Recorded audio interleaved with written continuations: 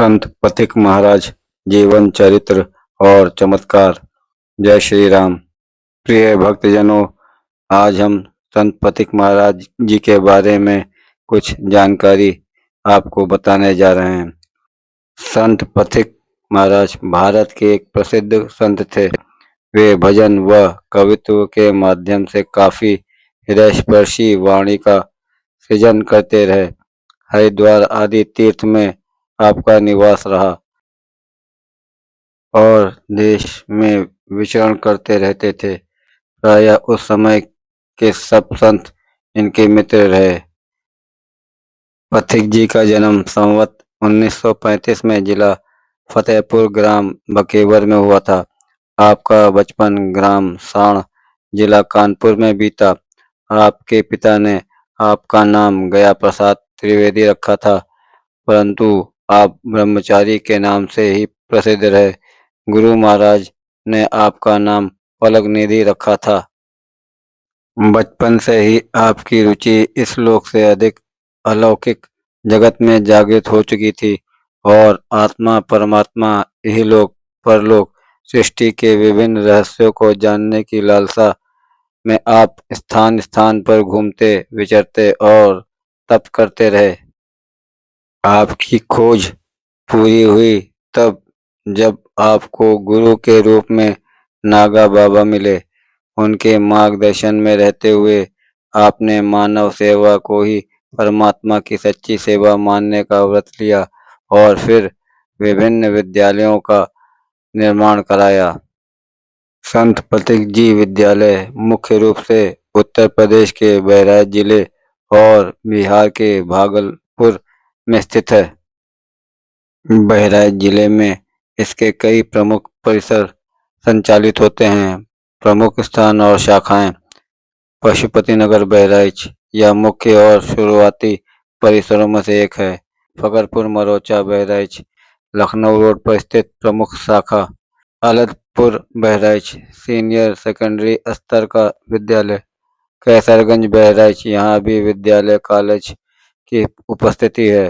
रतनगंज भागलपुर बिहार उत्तर प्रदेश के बाहर इसकी एक शाखा भागलपुर के रतनगंज क्षेत्र में भी है। पथिक जी महाराज प्रायः हरिद्वार, सीतापुर, कानपुर, बहराइच, गोंडा आदि क्षेत्रों में जाया करते थे और वहां पर प्रवचन और अपने भजन सुनाया करते थे। संत पथिक जी महाराज ने प्रसिद्ध भजन भी बनाए थे जो कि अधिकांश वे गाया करते थे। उनके मुख्य भजन हैं, हे नाथ अब तो ऐसी दया हो, तुम ही में ये जीवन, वो जीवन क्या, फिर मत कहना कुछ कर ना सके, देखो क्या मिलता है संसार में रस लेते लेते, अब तक तुम मुक्त भक्त होते, मानव सोचो जग के सुख का विस्तार रहेगा कितने दिन। ऐसे कई अन्य हृदयस्पर्शी भजन महाराज जी ने गाए थे जो आज भी प्रचलित हैं।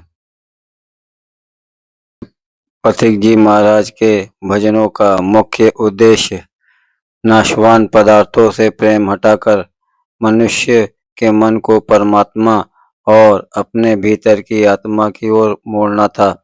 उनके भजन हृदयस्पर्शी वाणी के माध्यम से समाज में जन जागरण और भक्ति भाव जगाने का कार्य करते थे।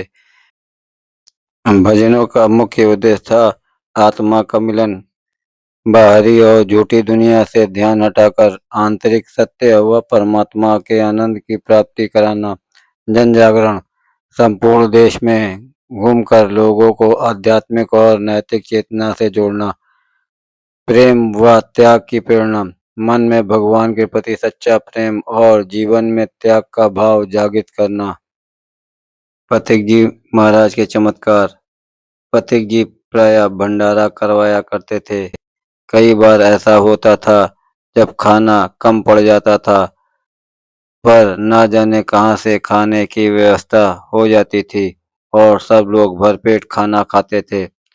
सब पथिक जी महाराज जी का चमत्कार था, पर वो सब इसे भगवान की कृपा बताते थे।